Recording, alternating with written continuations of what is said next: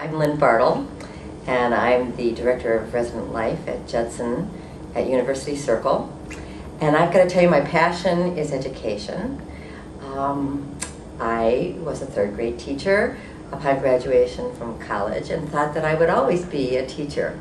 And so when I stopped teaching to raise a family, I became involved in educational related things with children.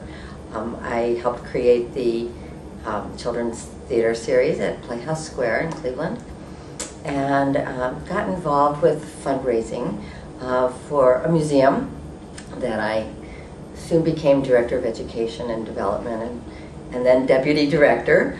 They called me Deputy Dog, and I loved it. My heart and soul were in this project, but I knew there was something beyond that that was very meaningful that I needed to pursue. I didn't know what it was. And so when I left that position, agreeing to volunteer in the future, I knew something special was waiting for me. And 3 weeks later, Judson came to me and said, "Lynn, would you be the director of the Eden Alternative?" And I said, "What's that?" So I went online and I started to find out what this philosophy called the Eden Alternative, which affects life learning in older adults, was. And I knew right then and there in February of 2002 that that was my calling. And I had no gerontology in my background, and I couldn't believe that was my path. But I followed it, and I have learned myself so much. But I guess what's so important is that we never stop learning, and that has been so exciting for me to work with older adults and still many children in intergenerational projects. Judson has 6,000 student visits a year approximately, and that involves about 30 institutions or schools or organizations on a continuous basis that builds relationships. And that's the key to it all.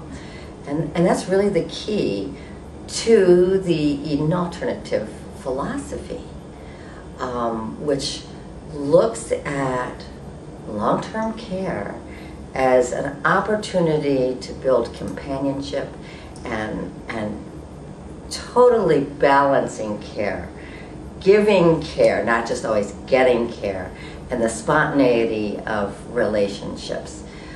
It's culture change in an institution that used to be very institutionalized and still can be.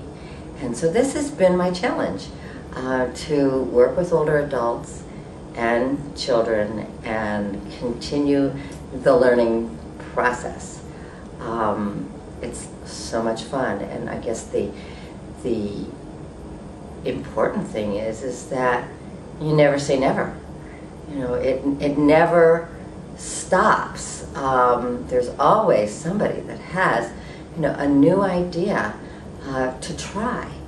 And I love the story about a woman that wanted to drive. She no longer was driving because she was blind. And this was not at Judson, this was in another place, but I just love this story. The staff came together, a team meeting, and said, how can we make this happen? And so lo and behold, they went and they reserved the local amusement park and took the residents to the bumper cars, and they had a ball, and she drove along with anybody else that wanted to drive and fulfilled her dream.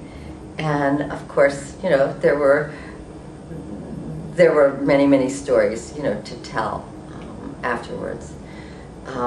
Stories, I guess, are the mainstay of what the students and I have learned, from the residents. It's amazing what these residents had to share, and building relationships is a very, very special thing. I guess it just opens up a whole new vista for both parties.